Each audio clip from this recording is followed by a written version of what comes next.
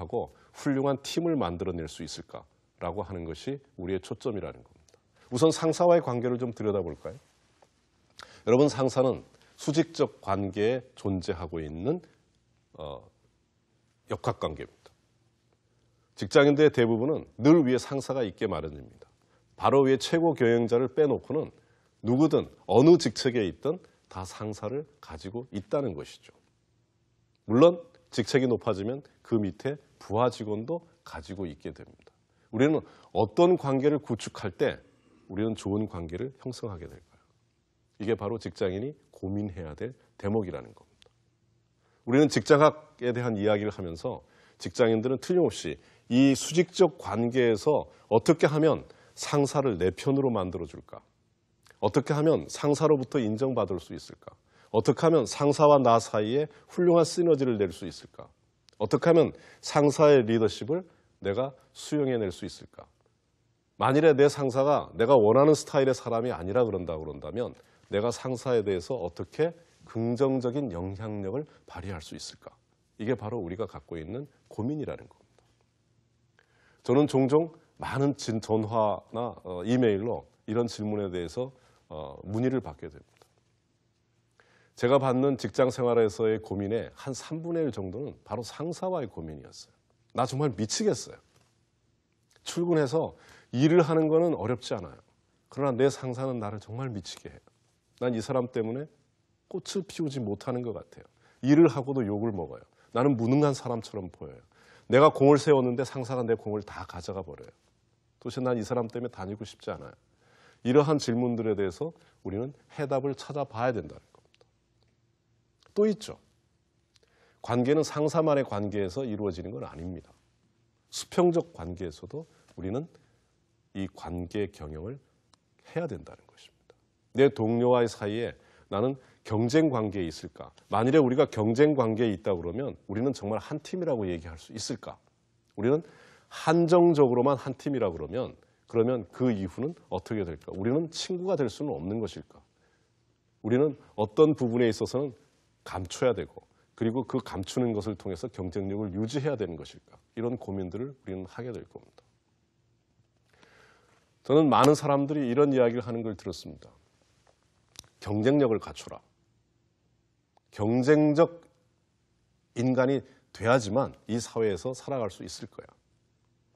국가도 경쟁력을 갖춰야 되고 회사도 경쟁력을 갖춰야 되고 직장인도 개인 경쟁력을 갖춰야 된다라는 이야기는 여러분에게 매우 자연스러운 이야기로 드릴 것입니다. 그러나 동료와의 관계에 대한 이야기를 하게 될 때 이 경쟁력이라는 말은 더 이상 유효한 개념이 아니라는 겁니다. 왜냐하면 여러분이 여러분 동료와 경쟁하게 될 때, 여러분 동료를 경쟁자로 생각할 때 우리는 경쟁자와 함께 하나의 팀을 만들면서 최대의 효과를 얻어낼 수 있을까요? 아니라는 것이죠. 우리는 경쟁력이라는 단어를 너무 많이 사용하고 있다는 겁니다. 경쟁력이라는 말 속에 숨어 있는 심리적 컨텍스트를 좀 들여다보면 우리는 지금 전쟁 상태에 있다. 우리는 싸움 중에 있다. 이 싸움에서의 목표는 승리다라는 거예요. 내 동료와의 싸움에 있어서 그거를 전쟁이라고 표현한다고 그럴 때 우리는 같이 시너지를 내기 어렵다는 겁니다. 따라서 동료와의 관계에서 이제는 경쟁력이라는 말 대신에 공헌력이라는 말을 사용해야 될 때가 됐다라고 하는 것이 제가 주장하고 싶은 것입니다. 공헌력은 도대체 뭘까요? 줄 수 있는 힘이죠.